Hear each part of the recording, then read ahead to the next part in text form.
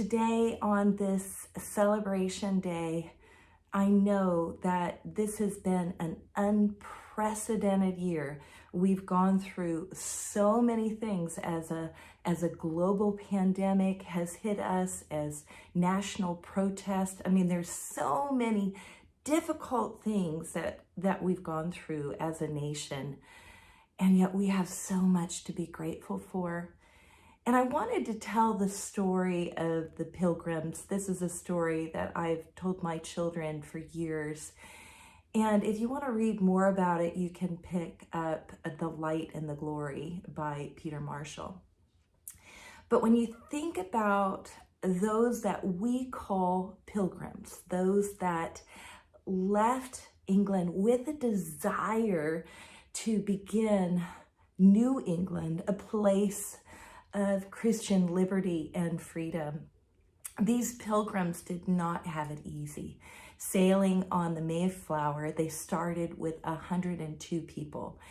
And as they sailed in the storms, and it was difficult, and it wasn't like they were respected or admired by those that were the sailors. In fact, they had a pet name for them. They called them puke stockings, because you see, it was so windy and wavy, and they had to stay under to stay safe from the storms. And so all sorts of horrible things are. Imagine puking in the midst of people.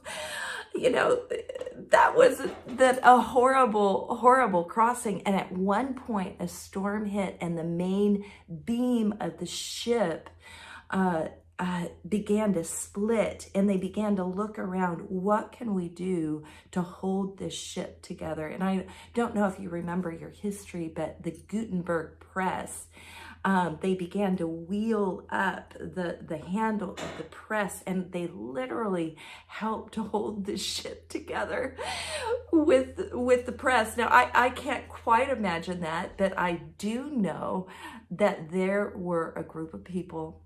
They were believing God, and they finally arrived, and they arrived not in Virginia, but Cape Cod, and it was much colder. And that first year, they began to build shelters, but sickness hit them. And at the end of that winter, I mean, imagine, your mother or your husband or your child, every other person in your life, they die. 46 out of 102 died in that first year. Relief didn't come until the spring, when a friendly face came. His name was Samoset, and imagine this Indian man walking up and saying, "How?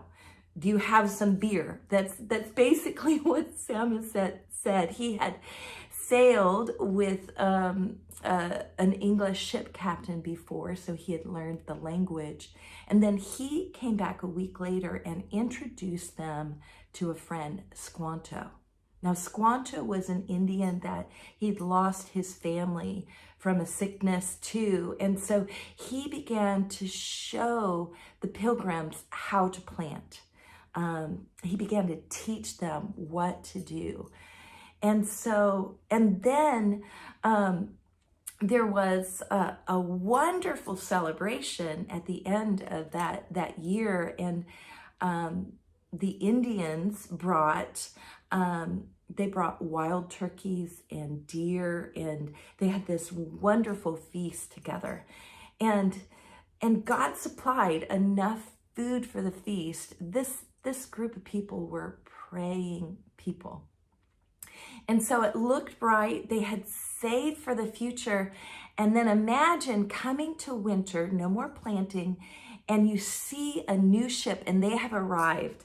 And at first you're so excited for news from England, until you realize that this whole group of people have arrived in the new land, and they have not brought any provision.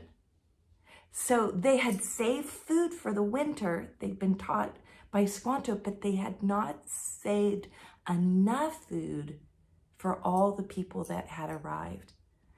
And so, led by Elder Brewster, they began to pray, seek God for wisdom. And that's when they had this idea to ration the food. The legend goes that there were 5 kernels of corn a day that they would ration, which, if you think about that, 5 kernels of corn could not keep you alive necessarily. We're talking about miraculous survival. They went through the winter with severely limited supplies, but this time, not one person died. It was a miracle. And in that miracle, they began to grow and prosper.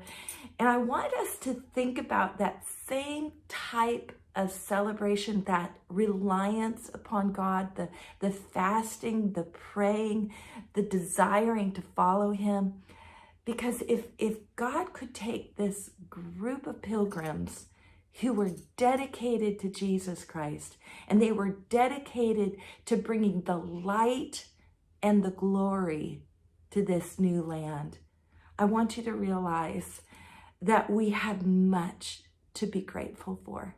We have much to be grateful for those that have gone before us, that have gone through suffering and trial, like the pilgrims, to bring together that thanksgiving, that we would worship God in the midst of our suffering and our trial and our pain. They began a long legacy on this nation of Christians who have laid down their lives to be generous and to share. And as you go into this Thanksgiving time with your family, I know that this is going to be a day of celebration. Even for some of you, you're isolated. So some of you are doing FaceTime and Zoom calls with your family, your quarantine. I know that God can meet you there. Some of you have gathered from a distance and you're celebrating. I want to remind each of us to give thanks to God. Everything that we have, everything that we hope for in the future, we can give thanks to God. We enter into his courts with thanksgiving in our hearts. We give him praise and glory. And in the midst of that thanksgiving to the one who's been faithful, to the one who will be faithful in the future, because Jesus Christ is the same yesterday, today, and forever. So from the Detweiler family, we just wish you a happy Thanksgiving, and remember where your blessings come from, where we can be thankful for. It's because of God. So I'm thankful for you, and I'd love to hear about your Thanksgiving. Feel free to send some pictures, even attach them in messages. I love knowing, even around the world, you're not necessarily globally celebrating Thanksgiving, but you know what?